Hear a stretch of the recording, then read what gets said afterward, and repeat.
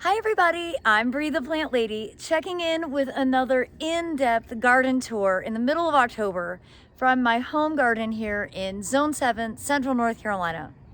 We've got a potential frost in the forecast, so I'm wanting to capture what the garden looks like before the cold temperatures hit and all this tropical beauty gets nipped away.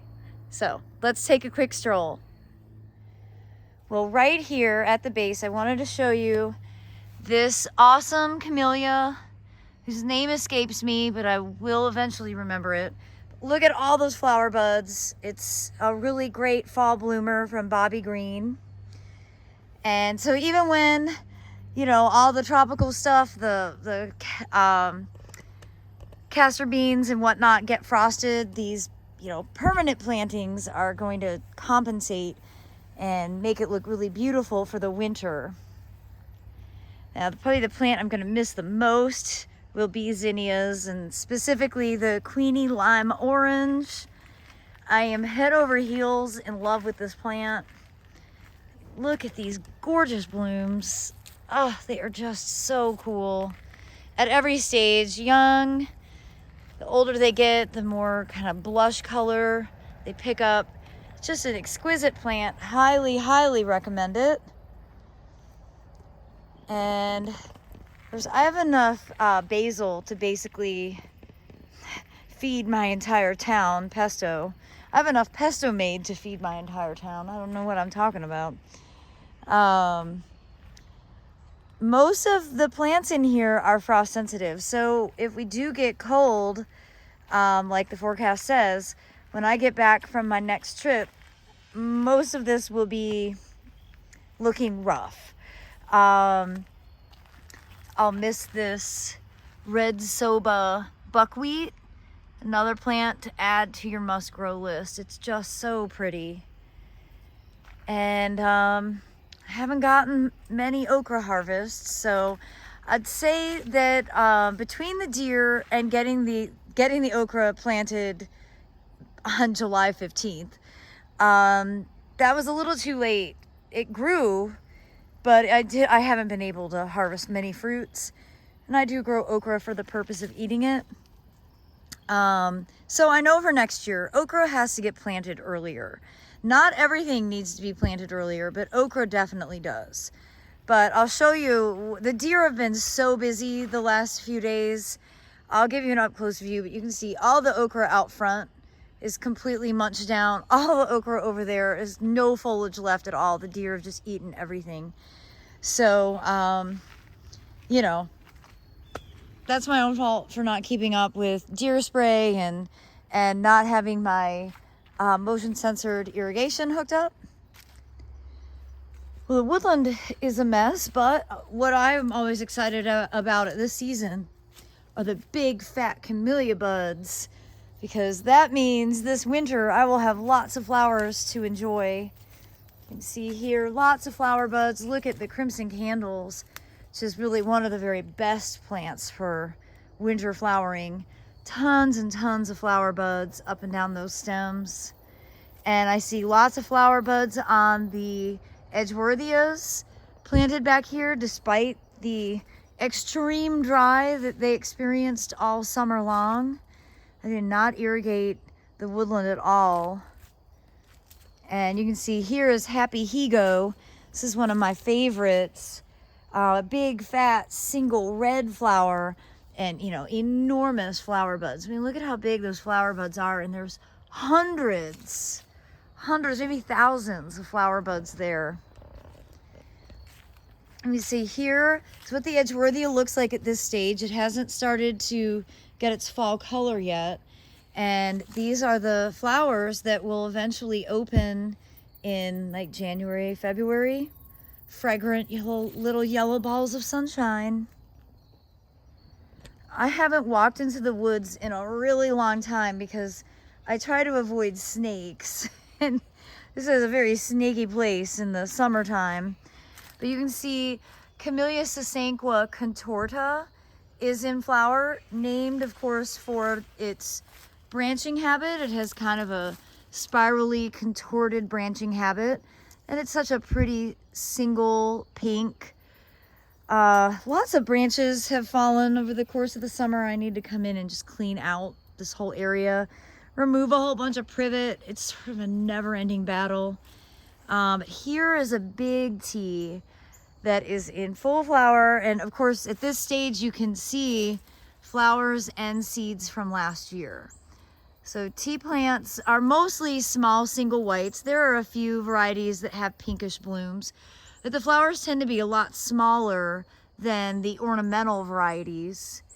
And they're abundant in their flowering, and they set a ton of seed. So once you grow them, you know, you have the potential to have your own little tea plantation if you want. When they're ripe, the seed pods open and this seed has fallen out. It'll likely germinate in place. These are all fresh seeds, and you can collect these really now or really in the next couple of weeks. Actually, here's a seed pod. Hang on. The seed hasn't come out of. Okay. So you see how the seed pod dries to brown and splits, and then the seed itself is inside of there. It's this part right here. So there you have it. That is a ripe Camellia sinensis seed ready to be planted to grow out the next generation of tea plants. And all these flowers will ultimately get pollinated by bees, which there are plenty of. There's a bee like right there. And that's how they are primarily pollinated. The bees do all the work, and the humans can reap the benefit of their caffeine. Another part of my garden that I don't love showing off because it's kind of a mess, but I had to show you the enormous Edgeworthia chrysanthus snow cream that is famously planted itself. You can see it's still in its pot. Rooted itself in, I think in 2015. And here it is. This is always my best Edgeworthia. Of all the Edgeworthias I have on my property, this is always the best one. It's in the dumbest place, but it's always the best. And you see lots of flower buds. It just keeps getting taller and taller. I didn't really anticipate it growing potentially to the height of the garage, but we're what, about 2 feet from reaching the roof? So it's an impressive plant when it's growing where it wants to grow, literally right next to a building. Its roots are in a French drain on the north side of this black building. It's a very special microclimate. Well, this is exactly where you could grow your very best Edgeworthia just like me. And it was my goal to get over to this side of the fence this week and get these castor beans kind of cut down before they set all their seeds, but I obviously did not get that accomplished. It'll be here when I get back. And that's probably the lesson for everyone. Don't get bogged down by the gardening tasks because they're endless. And when you make time for it, it'll be the right time, even if it's not exactly on your schedule. I did want to show you what the castor bean seeds look like when they are ripe and ready to drop. And that's what I'm trying to prevent. But here they are. I do want to save castor bean seeds because I like them. I would just like to have a little more control over where they get placed. And I'd like to not have this fence line be a monoculture of castor beans next year. And the easiest way to do that is to control the seed drop. I also do have the dark seeded sesame that isn't quite ready to be harvested. So that was part of my hesitation for coming through and cleaning this bed out, because I really do want to collect the seed. Sesame seed is hard to come by. I don't know why more seed sources don't sell it, but I do want to be able to sell it and offer it at my spring open garden, which is set for Saturday, May 13th from noon to 4 p.m. And warm season seeds like castor beans, sesame, sorghum will all be a part of the seed sales on that day. Now, speaking of sorghum, this is broom sorghum. Oh my gosh, I just walked through a huge spider web. enormous. I'm sure that spider is somewhere on me. This is Broom Sorghum. Oh my God. You guys, the spider web is so big.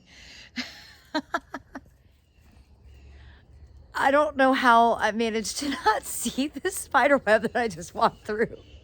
And it's huge and it's all over my hands now. And now I'm going to be perpetually itchy. I'm not really afraid of spiders, but, you know, the thought of having them like crawling around in my shirt freaks me out just a little. Anyhow, I was telling you about broom sorghum, and this is a favorite plant by birds. The birds do love to eat the seed, which is a big part of why I grow it.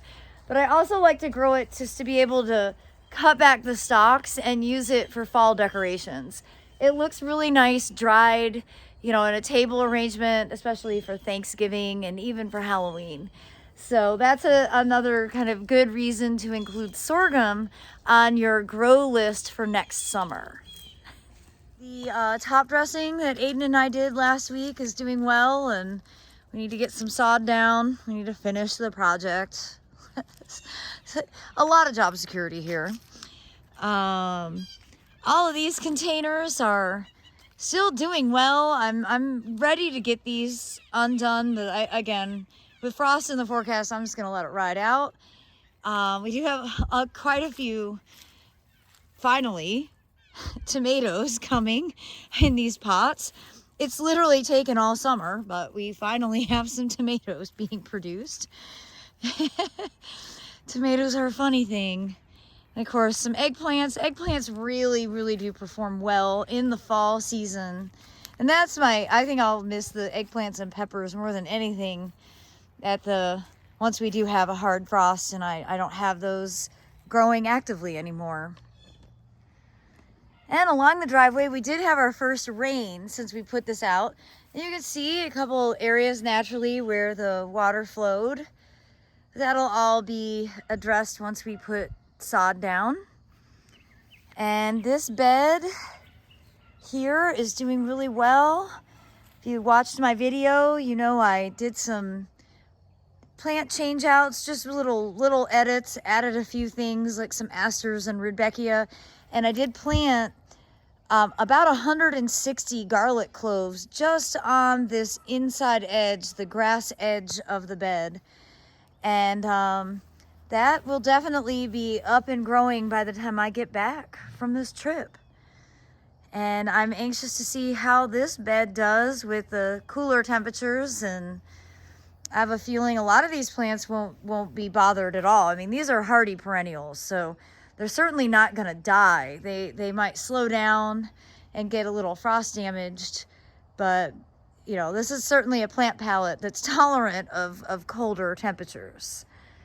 It's exciting, an exciting new venture, and watching this grow over the last 2 months has definitely built up my confidence for the big project that we will soon be embarking on to completely transform this blank slate, way too much grass of a front yard. Well, I hope you've enjoyed this week's series of kind of last glimpses of summer in my garden here in Central North Carolina, Zone 7. I look forward to giving you an update when I get back home and see what's happened with the changing of seasons and temperature dip. And I do hope that while I'm in Athens, Georgia, I have the opportunity to film a couple of tours of different gardens and nurseries that I'll be visiting when I'm down there. And I look forward to catching up with all of you soon. Thanks again so much for watching, everybody. Happy gardening. I hope you stay frost-free.